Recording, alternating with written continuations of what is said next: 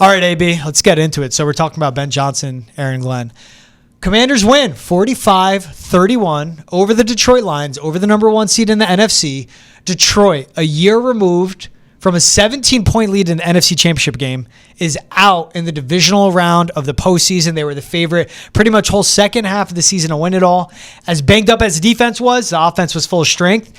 And I was just shocked where the Commanders went in and Dan Campbell and the Lions. They bullied them. They played their game. They controlled the game. They knew when to turn it up on 3rd and 4th down. And just sheerly, they like watching that. If you were dropped on earth, there's always like the comparison I like to put, if they were dropped on earth, someone, and that was the first football game they ever watched, you go, this Commanders team is sick. They're filthy. They're the best team in the NFL. And be like, this Lions team, they're like, they're all right. And like that's what it was. 45-31 the final.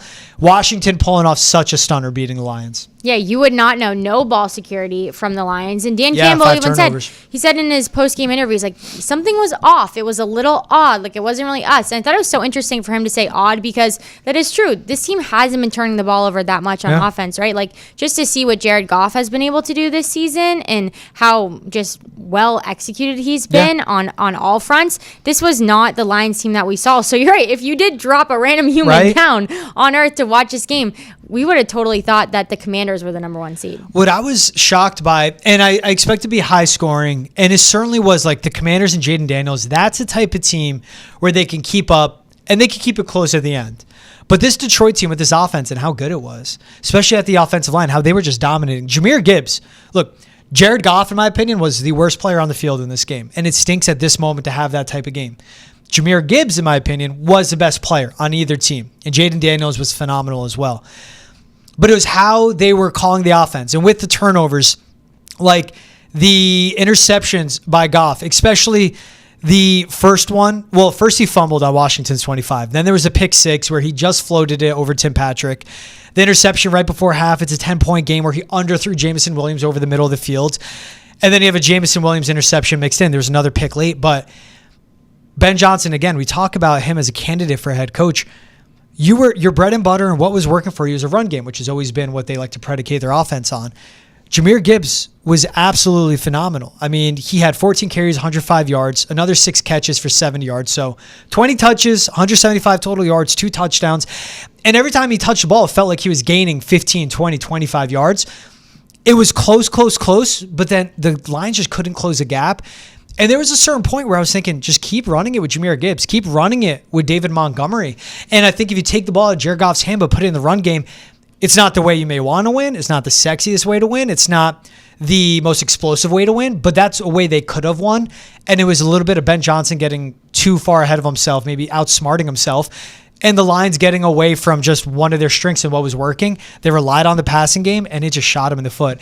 And it's also a credit to what the Commanders did as well offensively. Again, 3rd and 4th down, Dan Quinn, Cliff Kingsbury, Jayden Daniels, how they were dictating the game, the plays they were dialing up, and Jayden Daniels executing was so impressive to me. Yeah, Jayden Daniels is a baller, but it's also hard to fight. You're not only fighting Jayden Daniels, but say you are having a great run game, you can't stay in the game if you have 5 turnovers, right? Like, you just can't. At this level, with that talent, you can't keep up. And so that's why it doesn't matter how creative your offensive plan is. When you're turning the ball over and you can't play complementary football, you can't turn defensive stops into touchdowns, right? Not just field goal, but touchdowns.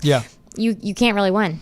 I was thinking with the 5 interceptions that we saw, the 5 turnovers, and one of those being the Jameson Williams. Like, when that happens on the Jameson Williams turnover, it's first and 10, 12 minutes left in the 4th quarter, and you're only down 10. And again, if you're Ben Johnson, you're calling that play. It makes sense. You run jet sweeps and reverse it with Jameson Williams. It went for a 61-yard touchdown. Makes sense.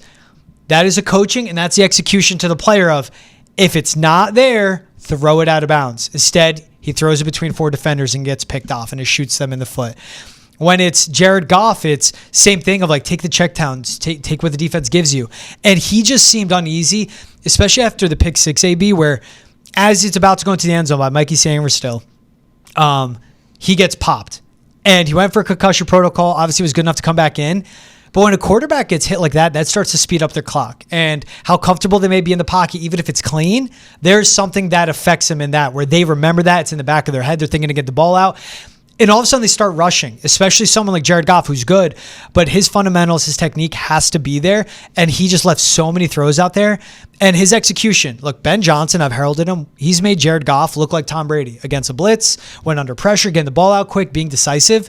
Jared Goff reverted back to being a guy that just can be a liability instead of a reason you win games. Yeah, I mean, I think he got popped. Like, he got lit up. Yes. Like, yeah, better way to put it. And I don't even know if there was there a penalty on that play? No penalty on the way he was hit. No penalty, which is absolutely insane. But you're right. Like, when you do get shaken up like that, he did feel more rushed. And two, like, that's going to set the tone for the rest of the game. And I think my heart breaks more so just from, I'm not, I haven't been in the Lions fan base at any point in my life, but just to feel like the energy from Dan Campbell, Aiden Hutchinson and his storyline and him trying to come back this year, the number one seed. Who are they going to go play? Philly or the Rams, right? Yeah. Both beatable teams for the Lions. Like, you just feel like this was so tough. Like, this was such a tough loss. And I know Dan Campbell was saying, it doesn't matter if we're the 1 seed, the 7 seed, like, it still hurts to lose. But this just feels different than any other year. It's last year, and I bring up what they were in the NFC Championship game. Up 17, and they blow it against the 49ers. And there's questionable play calls, especially on fourth down late in the game. You wish they could get back. But that's when, this Detroit team continues to ascend. They continue to get better. They're underdogs, but now the expectations are there. And Dan Campbell said it right after they lost. Hey, no one's going to expect the same team. Everyone's going to be looking for you. There can be the expectations. That loss stung. Losing the divisional round like this, where you're the 1 seed all year, you're the favorite to win it. Your offense is at full strength. Again, as banged up as the defense is. And it's Dan Campbell, Ben Johnson, Aaron Glenn. Your top 3 coaches. The last 2 guys I mentioned, and Johnson and Glenn, very well can be gone after the season. I don't necessarily believe in championship windows. You're either good enough or you're not. Year to year it can fluctuate, and they're the teams that can extend it over the course of, a long span because of who they have. But this is it. Like, this felt like this was their time for the Super Bowl. The defensive injuries concerned me. But what was great about this team is they always had the offense that can just drop 50 on anyone. And to your point with the turnovers, when that is happening, when the lack of execution is happening, when you're having 12 men on the field, it's 4th and 2, and your back's up against a goal line, it's 4th and goal on the 2, and you can finally hope to get a stop, and then you give the Commanders a fresh set of downs. It wasn't the Detroit Lions. And that's where I go back to. It's like the Commanders were executing whenever they needed to. And Detroit sports, it's so difficult, especially in single elimination playoff formats. It's a bad day to have one of your worst performances, and that was the Lions, it seemed like. Yeah, no, that's exactly what it was. It was an off day. It was odd. It wasn't like we've seen. It totally stinks for the Lions fan base. And like you said, championship window, we can talk about that or not, but like, this is not going to be the same coaching staff, 100%. No. And also that coaching staff, they're going to take with them probably more people from the Lions, right? Yeah. They're going to pick up the free agents who are on the Lions who they want. They're going to take other members of the staff with them to wherever their head coach is next. So it will be a very different Lions team. And, obviously you're going to have players return who were hurt and all the things. But yeah, definitely a tough one for the Lions. Got to give credit to the Commanders too. We're talking about the Lions here. 9 possessions they had, actual possessions, not end of game kneels downs. 9 possessions. 5 ended in touchdowns, 1 in a field goal, 1 in a turnover on downs, and then 1 was a missed field goal. But 9, they played as perfect of a game as you can play. 7 for 16 on 3rd or 4th down. And going through, they converted on 4th and 3 or shorter 3 different times. Out of their 12 third downs, it was 3rd and 5 or shorter 8 times. They were truly what it seemed like with Dan Quinn and Cliff Kingsbury calling the offensive plays, but they were truly playing like 1 down at a time, which is how you have to play against a juggernaut like the Lions. And they were truly playing like they have nothing to lose, while the Lions, all of a sudden the pressure mounted on them where they were the favorite. But it was, especially when it was just like how much moxie they were showing. It's 7-3, start of the second quarter, 4th and 3 on Detroit's 9. Go for the field goal. Just go for the field goal. But they knew if they settle for 3 instead of 7, Detroit will eventually catch up. Quick pass, Jayden Daniels for a touchdown. It's 31-28. It's 4th and 2 on Detroit 16. Daniels scrambles with a bootleg, gets a first down. And when they were up 10, 38-28, 4th and 2 on Detroit's 14. And at that point, I'm thinking, you kick the field goal, you're up 13. Like that is basically, that's more than a touchdown and field goal. Awesome. You need 2 touchdowns to catch up. No, they go for it. Perfect drop. Terry McLaurin wide open over the crosser. It was Dan Quinn knowing how to play the game, what to do on 3rd down, what to do on 4th down. Bigger props to Cliff Kingsbury. He knew exactly. Just, I don't care. It's 3rd and 7. I don't need 8 yards. Let me get 5, because if I get to 4th and 2, 4th and 3, I know this offense can get and move the chains. And that was what's impressed the heck out of me with them, Annabelle. Yeah, that's why they're going to be so dangerous going on in the postseason, and that's why teams should be scared of them, right? Because yes, you have a rookie quarterback, but they're not shying away. That doesn't mean that they're not having those explosive plays. And I think, towards the end of a game, usually teams with some type of lead, they want to be more conservative. You want to not turn the ball over, but that's not what the Commanders are doing. Fearless. And not only are they just not they're converting on it too. And now you're going up, not just field goals, you're going up touchdowns. And even you think of how things went their way. Like Jared Goff started the game 8 for 10, 120 yards and a touchdown. Throws a pick 6 on his own 19, gets popped 6. Okay. 1 minute in game time after that, that's a Terry McLaurin 58-yard screen for a touchdown. It was just how they were dialing up the plays, how they were executing, and that's what's so impressive. And when I go back to it, it's like for Dan Campbell and Cliff Kingsbury, I give Jayden Daniels all the credit for executing, but Dan Quinn, as a way of to build up that culture in year 1 as a head coach, again, a team that picked number 2 overall to now be in this spot, but to know to hire Cliff Kingsbury, who was just in college a year ago as the offensive coordinator at USC, what they were doing to set up their players for success, the confidence they poured in them. And Jayden Daniels came in as a day 1 ready starter. In that game, Dan Quinn and Cliff Kingsbury, Dan Campbell to the Lions. 7 for 16 on 3rd and 4th down, played their game. Time and time again, they bullied their way to the win. And they were the better team. They were underdogs, they were darlings, but they played like they had nothing to lose.